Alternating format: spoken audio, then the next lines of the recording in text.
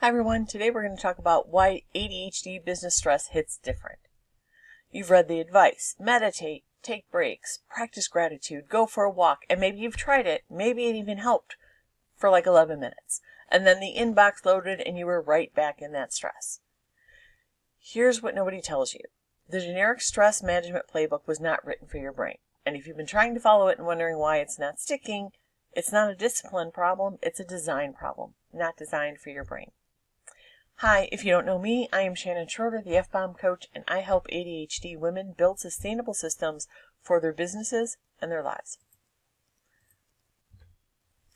Running a business is stressful for everyone. It's true. Okay?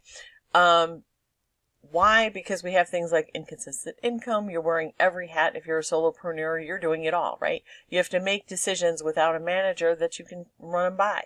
The visibility, the judgment, the rejection. That's a lot for any brain.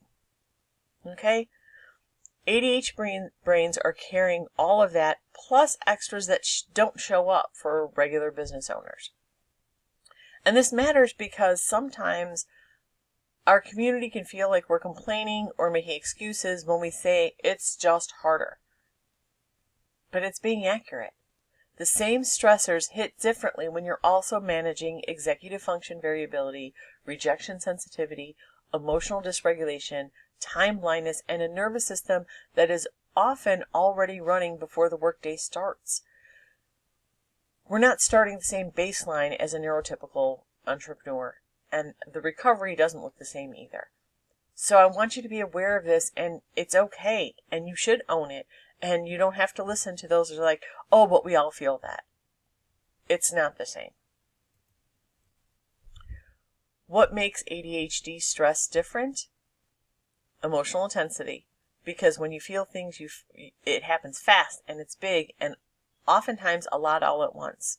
Rejection sensitivity, whether it's rejection sensitivity or full RSD, it is the perceived criticism, the perceived negativity coming your way, and it can feel like a huge threat.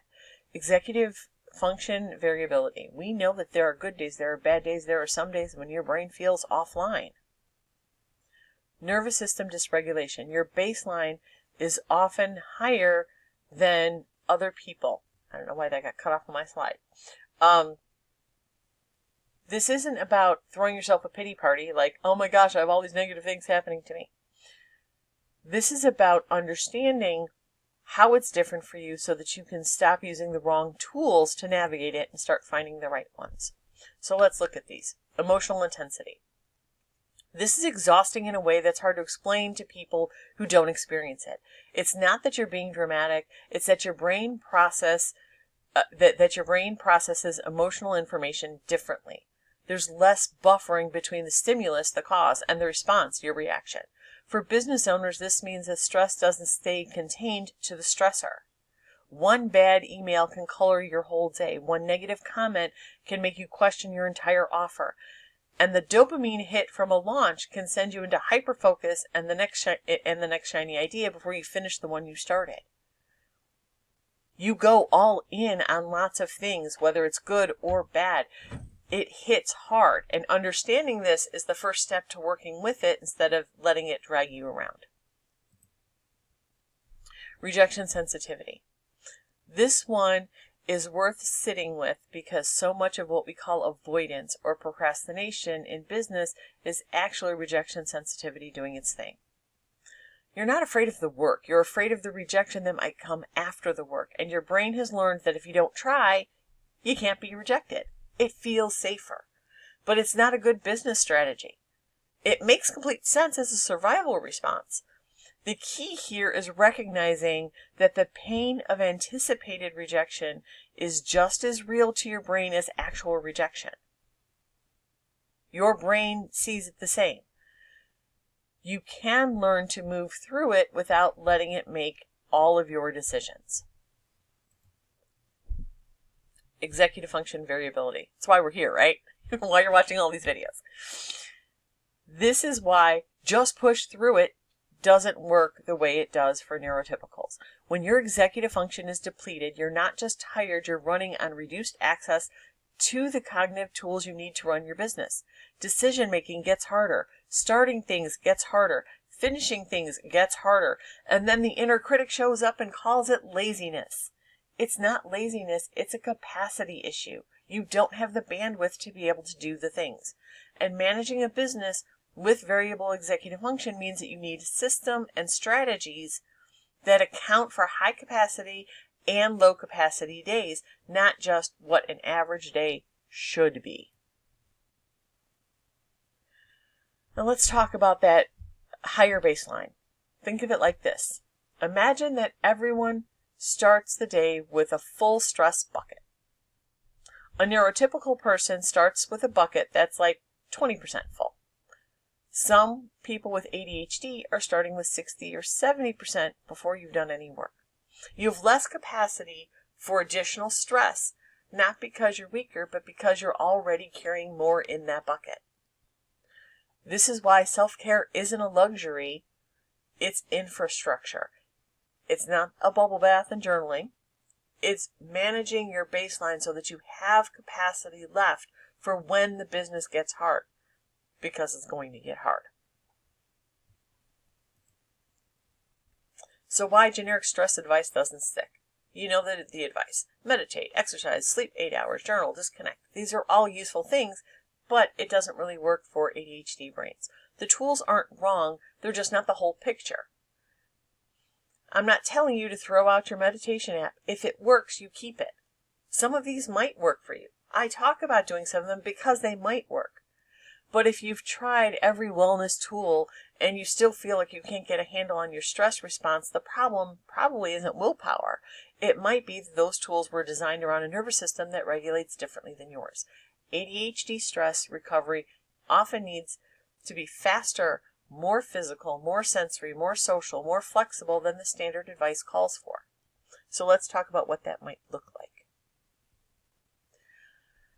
Movement first. Short, intense, immediate. Not I'll go to the gym later, but do something right now. Sensory reset, cold water, a fidget, texture, sound, something that brings you into your body right now. An external structure like body doubling, co-working, a timer, something that you can see. That gives you regulation through your environment. Micro wins. One small completable thing to restore your sense of agency. You did it. And then name it to tame it. Literally say out loud or write down what you're feeling. Labels reduce the intensity. These work because they meet your nervous system where it is.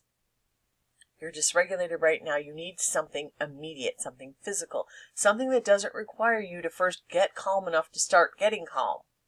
That's the catch-22.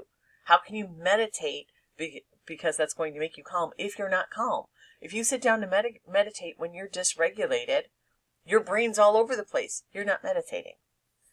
A 90-second movement break will beat a 20-minute meditation session when you're in the middle of that stress spiral. A body double on Zoom beats a perfect quiet environment because you can't make yourself sit still when you're alone. Naming your feeling. I'm scared this launch won't work, and that means something is wrong with me. Takes it from the full body experience to something that you can actually look at and respond to.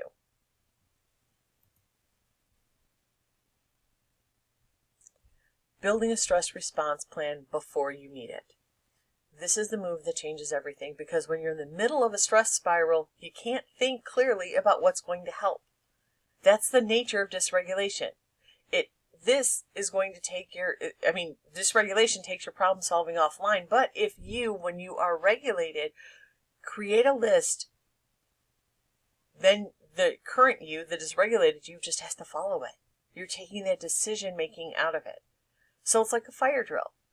You don't design the evacuation plan when the building's on fire, right? You have it in place. You know what to do. You design it on a day when everything's fine. You post it on the wall, and then when things get chaotic, your plan is there, and you just follow it. Do that for your nervous system. So identify your top warning signs that you're dysregulated. Choose 2 to 3 go-to resets that work for your nervous system. Name a person that you can reach out to if you're dysregulated, someone who can talk you down. Decide in advance what business decisions you will not make when stressed. They're off the table. Here's your one thing for this week. Write down your 3 warning signs. You don't have to create your own stress management plan right now, not a full wellness routine. What are the 3 signs that tell you your nervous system is running the show? Maybe it's the urge to lower prices. Maybe it's a spiral after checking your email. Maybe it's starting 4 new projects when the first one isn't done. Whatever it is for you, name it, write it down, put it somewhere you'll see it, because awareness is always the first move. Once you start recognizing what those signals are, what those warning signs are, then you can build a plan around them. Thank you so much for sharing your time with me. If you found this helpful, please hit like and subscribe, share it with someone else who could use it, and I will see you in the next video.